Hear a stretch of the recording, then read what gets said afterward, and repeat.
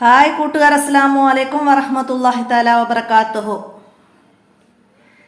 2024 half yearly exam 2ാം ക്ലാസ്സിൻ്റെ കിതാബത്ത് model ക്വസ്റ്റ്യനുമായിട്ടാണ് ഞാൻ ഇന്ന് വന്നിരിക്കുന്നത്.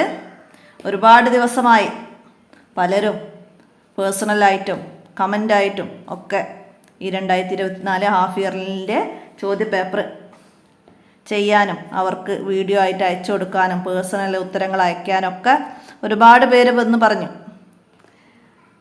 അപ്പോൾ പേഴ്സണൽ അയക്കുന്നവർക്ക് ഞാൻ ഉത്തരങ്ങളൊക്കെ പറഞ്ഞു കൊടുത്തിട്ടുണ്ട്. അധികം കുട്ടികൾക്കും മദ്രസയിലേക്ക് തെറ്റിയത് എഴുതി കൊണ്ടുപോകാനുണ്ടായിരുന്നു.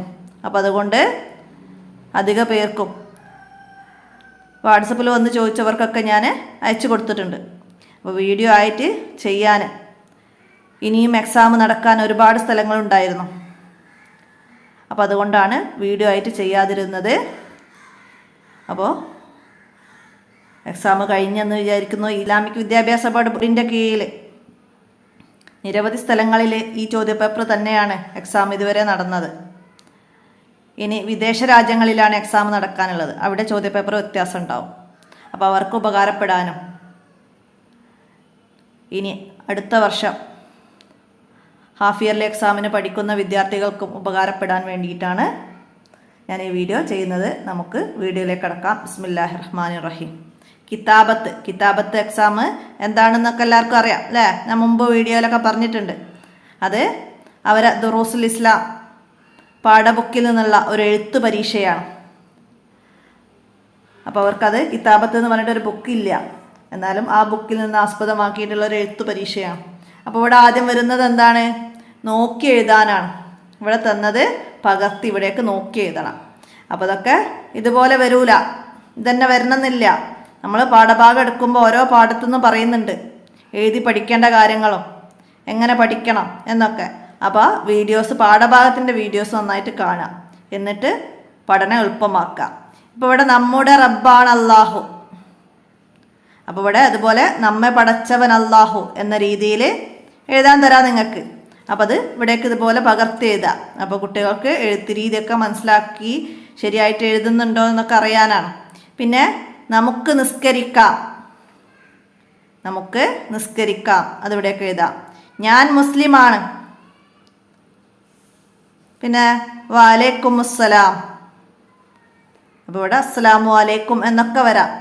അപ്പോൾ അത് അതുപോലെ മനസ്സിലാക്കി പഠിക്കുക. ഇനി എന്താണ്? ക്രമത്തിൽ എഴുതണം. ഇവിടെ തെറ്റിച്ച് തന്നിട്ടുണ്ട് അല്ലേ? ഫസ്റ്റ് തന്നത് ദിക്റാണ്. എന്താണ്? ഭക്ഷണം കഴിക്കുമ്പോൾ ചൊല്ലേണ്ട ദിക്റാണ്. അൽഹംദുലില്ലാഹില്ലദീ അത്അമനി. അപ്പോൾ ഇത് ഓർഡർ ആക്കണം. എങ്ങനെയാണ്? അൽഹംദു ആദ്യം എഴുതുക, അൽഹംദുലില്ലാഹില്ലദീ രണ്ടാമത്തത് ഇത്, ഇല്ലാഹില്ലദീ 3 ഇത്, 4 അത്അമനി. അങ്ങനെ ഓർഡർ ആക്കിയിട്ട് എഴുതുക. ഇനി തന്നത് എന്താണ്? നമ്പേഴ്സാണ്. നമ്മൾ പഠിച്ചിട്ടുണ്ട് വാഹിദ് ഇസ്നാനി സലാസ. അപ്പോൾ അതിവിടെ ഓർഡർ തെറ്റിച്ച് തന്നിട്ടുണ്ട്. എവിടുന്നാ തന്നത്? സിത്ത, സബ്അ, സമാനിയ, തിസ്അ. 6, 7, 8, 9. അപ്പോൾ അത് പാഠഭാഗമൊക്കെ ചെയ്യുമ്പോഴും മുമ്പ് ക്വസ്റ്റ്യൻ പേപ്പർ ചെയ്യുമ്പോഴൊക്കെ ഞാൻ പറഞ്ഞൊരു കാര്യമാണ് ഇങ്ങനെ വരുന്നുള്ളത്. അപ്പോൾ 1 മുതൽ 10 വരെയുള്ള നമ്പർ ഓർഡറിൽ എഴുതി പഠിക്കുക, പറഞ്ഞു പഠിക്കണം. അപ്പോഴാണ് അവർക്ക് തിസ്അ 9 ആണെന്നുള്ളതൊക്കെ അറിയുള്ളൂ, മനസ്സിലാക്കുക. അപ്പോൾ സിത്ത 1, സബ്അ 2, സമാനിയ 3, തിസ്അ 4. അപ്പോൾ അങ്ങനെ ഓർഡറിൽ എഴുതുക. ഇനി എന്താണ് ഇവിടെ തന്ന? എന്താണ്? നിസ്കാരത്തെ ഹലാലാക്കാൻ ഞാൻ ഉളൂ ചെയ്യുന്നു. ഉളൂവിൻ്റെ നിയ്യത്ത് അല്ലേ? അപ്പോൾ അത് നിസ്കാരത്തെ ഹലാലാക്കാൻ ഞാൻ ഉളൂ ചെയ്യുന്നു. അപ്പം അങ്ങനെ ഓർഡർ ആക്കാം. ഇനിയോ? ഇന്നദ്ദീന ഇൻദല്ലാഹിൽ ഇസ്ലാം. ഇന്നദ്ദീന ഇൻദല്ലാഹിൽ ഇസ്ലാം. ഇന്ന ദീന ഇൻദല്ലാഹിൽ ഇസ്ലാം. ഒക്കെ മനസ്സിലാക്കുക. ഇതുപോലെ പാഠത്തിൽ വരുന്ന മറ്റു ദിക്റുകളൊക്കെ ഉണ്ടാവും. പാഠത്തിൻ്റെ അടിയിൽ വരുന്ന ബോക്സുകൾ അതൊക്കെ അതുപോലെ ഓർഡർ തെറ്റിച്ച് വരാം, മനസ്സിലാക്കി പഠിക്കുക. ഇനി ഇവിടെ പൂരിപ്പിക്കാനാണ്. എന്താണ്?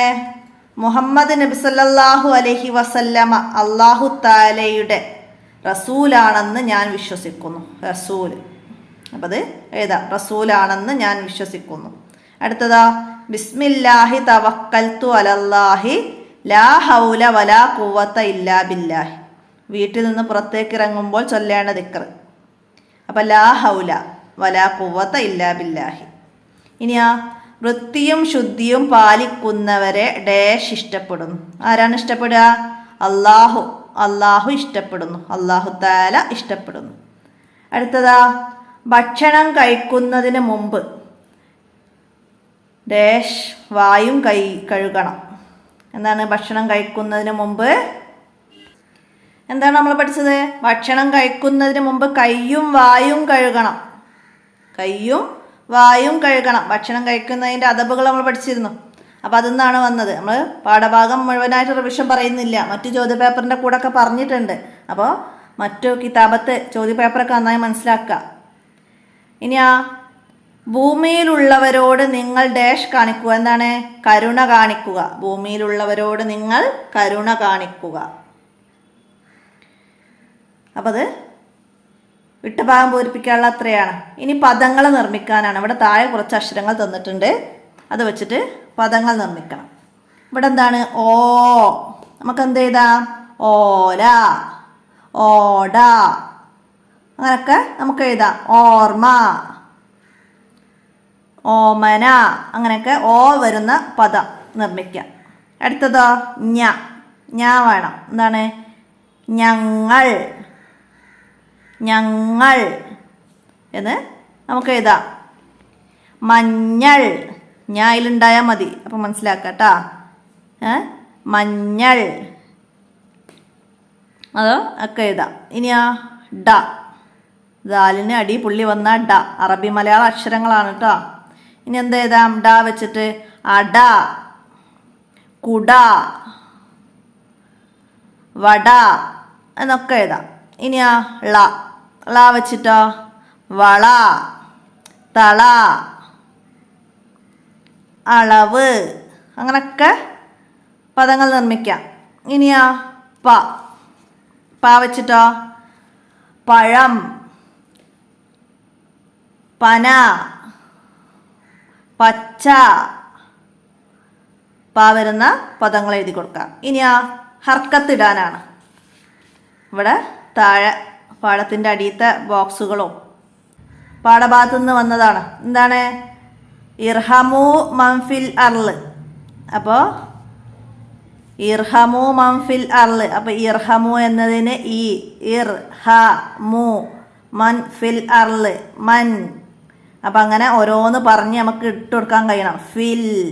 ഫിൽ അർള്, അങ്ങനെ ഓരോന്ന് പറഞ്ഞിട്ട് അതിൻ്റെ കൂടെ എഴുതാൻ കഴിയണം. അടുത്തതാ മിഫ്താഹുൽ ജന്നത്തി സ്വലാത്ത്. മിഫ്താഹുൽ ജന്നത്തി സ്വലാത്ത്. അടുത്തതാ അസ്സലാമു അലൈക്കും വറഹ്മത്തുള്ളാഹ്. അസ്സലാമു അലൈക്കും വറഹ്മത്തുള്ളാഹ്.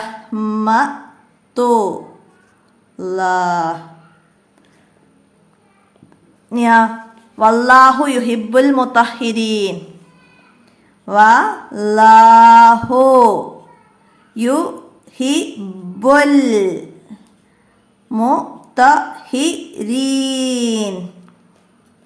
അങ്ങനെ പദങ്ങൾ പറഞ്ഞിട്ട് എഴുതി പഠിക്കണം. അപ്പോഴാണ് നമുക്കിത് ഇങ്ങനെ കഴിയുള്ളൂ. അപ്പോൾ ഇതുപോലെ നിങ്ങൾ രക്ഷിതാക്കൾ എഴുതി കൊടുക്കുക കുട്ടികൾക്ക്. എന്നിട്ട് അവരെ കൊണ്ട് പറഞ്ഞ് ഹർക്കത്തുകൾ ഇടിയിക്കുക. അതൊക്കെയാണ് എക്സാമിന് നിങ്ങൾ ചെയ്യേണ്ടത്. ഇനിയാ ബിസ്മില്ലാഹി തവക്കൽത്തു അലല്ലാഹി. ബിസ്മില്ലാഹി തവക്കൽത്തു അലല്ലാഹി. ബിസ്മില്ലാഹി തവക്കൽത്തു അലല്ലാഹി. അപ്പോൾ അതൊക്കെ അങ്ങനെ മനസ്സിലാക്കാം. ഇനി എന്താണ്? ശരിയായത് എടുത്ത് എഴുതണം. ഇതൊക്കെ നമ്മളെല്ലാ എക്സാമിൻ്റെ ചോദ്യപേപ്പറിലും പറഞ്ഞതാണ്. ഏതൊക്കെയാണ് വരിക എന്നൊക്കെ പറഞ്ഞിട്ടുണ്ട്. പാഠഭാഗങ്ങൾ എടുക്കുമ്പോഴും ദുറൂസ് പാഠം എടുക്കുമ്പോൾ ഒക്കെ പറഞ്ഞിട്ടുണ്ട്. അണ്ടർലൈൻ ചെയ്തിട്ട് മനസ്സിലാക്കി പഠിക്കാനുള്ള ഭാഗങ്ങൾ. അപ്പോൾ ഇതുപോലെ എന്തായാലും വരും എന്നൊക്കെ നമ്മൾ പറഞ്ഞിട്ടുണ്ട്. അപ്പോൾ ഇതിൽ ഏതാണ് ശരിയായത്? ഇവിടെ സുഗന്ധം എന്നാണ്. സുഗന്ധം എന്നുള്ളതിൽ ഇവിടെ എന്താ വ്യത്യാസം വരിക? കാഫിനാണ് വ്യത്യാസം വരിക. പിന്നെ ഇവിടെ ഹാ വരുന്നുണ്ട്. ഇത് രണ്ടുമാണ് എല്ലാത്തിലും വ്യത്യാസം ഇട്ടിട്ട് തരിക. അപ്പോൾ നമുക്ക് ശരിയായത് ഇതാണ്, ഒന്നാമത്തതാണ് ശരിയായത്. അപ്പോൾ അതാണ് ഇവിടേക്ക് എടുത്ത് എഴുതേണ്ടത്. ഇനിയാ ഇത് സ്വർഗം, ഇതിലും കാഫാണ്.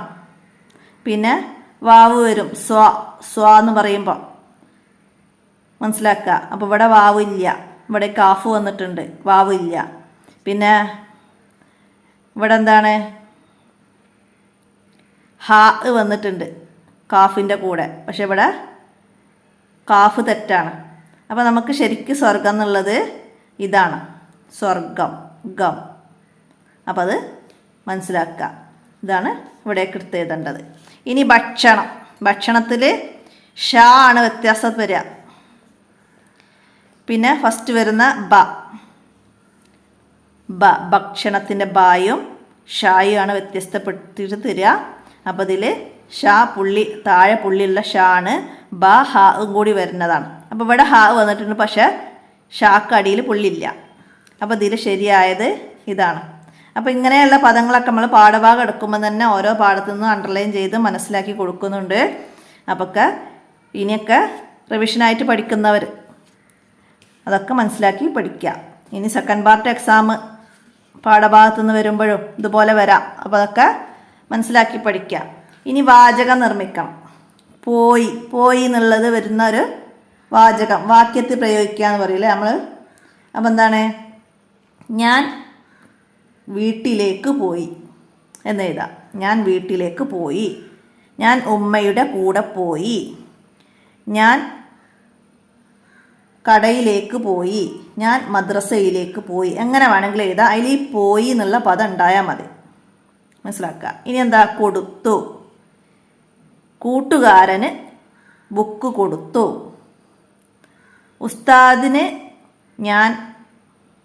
ഉസ്താദിന് പേന കൊടുത്തു. ഉമ്മക്ക് മുത്തം കൊടുത്തു. അങ്ങനെയൊക്കെ കൊടുത്തു എന്നുള്ളൊരു പദം ഉണ്ടായാൽ മതി. അടുത്തതാ കണ്ടു. എന്താണ്? ഞാൻ ഉമ്മയെ കണ്ടു, ഞാൻ ഉസ്താദിനെ കണ്ടു, ഞാൻ കൂട്ടുകാരിയെ കണ്ടു. അപ്പോൾ ഇതൊക്കെ എഴുതി പഠിക്കണം. ഞാൻ കൂട്ടുകാരിയെ കണ്ടു. അപ്പം അങ്ങനെയുള്ള പദങ്ങളൊക്കെ വീട്ടിൽ നമ്മൾ കുട്ടികൾക്ക് എഴുതി പ്രാക്ടീസ് കൊടുക്കുക. ഞാൻ കുടിച്ചു. എന്താണ്? ഞാൻ ജ്യൂസ് കുടിച്ചു, ഞാൻ ചായ കുടിച്ചു, ഞാൻ വെള്ളം കുടിച്ചു. അങ്ങനൊക്കെ എഴുതാം. ഞാൻ പറഞ്ഞു. എന്താണ്? ഉസ്താദ് കഥ പറഞ്ഞു, ഉസ്താദ് കഥ പറഞ്ഞു. പിന്നെ ഉമ്മ കഥ പറഞ്ഞു, കൂട്ടുകാർ കഥ പറഞ്ഞു. പറഞ്ഞു എന്ന പദം വെച്ചിട്ട് നമുക്ക് എഴുതി കൊടുക്കാം. അപ്പോൾ ഇത്രയാണ് ഈ കിതാബത്ത് എക്സാം നിങ്ങൾക്ക് മനസ്സിലാക്കി പഠിക്കേണ്ടത്. അപ്പോൾ ഇനി പഠിക്കുന്നവർ നന്നായി ഉപകാരപ്പെടുത്തി പാഠബുക്കിൽ നിന്ന് വരുന്ന ഇതുപോലുള്ള കാര്യങ്ങളൊക്കെ കുട്ടികൾക്ക് മനസ്സിലാക്കി പഠിപ്പിക്കുക. എല്ലാവരും ഉപകാരപ്പെടുത്തുക. വീഡിയോയിലൊക്കെ എന്തെങ്കിലും പറയുന്നതൊക്കെ തെറ്റിപ്പോവും. സ്വാഭാവികമായിട്ട് ഇങ്ങനെ സംസാരിക്കുന്ന കൂട്ടത്തിൽ നമ്മൾ വിചാരിക്കുന്നതിൽ നിന്നും വ്യത്യസ്തമായിട്ടൊക്കെ എന്തെങ്കിലും പറഞ്ഞു പോകാം. അപ്പോൾ അതൊക്കെ വീഡിയോ ഒരുപാട് തവണ കേട്ട് എഡിറ്റിംഗ് ചെയ്യുമ്പോൾ കട്ട് ചെയ്യാനൊക്കെ അതും വിട്ടുപോകുന്നതുണ്ടാവും. ചിലപ്പോൾ ഞാൻ കേട്ടുകൊണ്ട് നിൽക്കുമ്പോൾ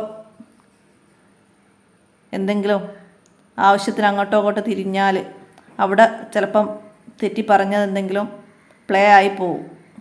അങ്ങനെ എന്തെങ്കിലുമൊക്കെ സംഭവിച്ചതൊക്കെ കട്ട് ചെയ്യാനൊക്കെ വിട്ടുപോകും. യാദൃശ്ചികമായിട്ട് സംഭവിക്കുന്നതാണ്. അപ്പോൾ അങ്ങനെ എന്തെങ്കിലും കാണുകയാണെങ്കിൽ നിങ്ങൾ എൻ്റെ മൊബൈൽ നമ്പറിൽ ഒന്ന് മെസ്സേജ് ചെയ്യുക. 82 89 89 29 85. അപ്പോൾ നമുക്ക് വീഡിയോ മാറ്റി ചെയ്യാനൊക്കെ കഴിയും. അപ്പോൾ എല്ലാവരും ഉപകാരപ്പെടുത്തുക. കുറ്റപ്പെടുത്തലല്ല വേണ്ടത്.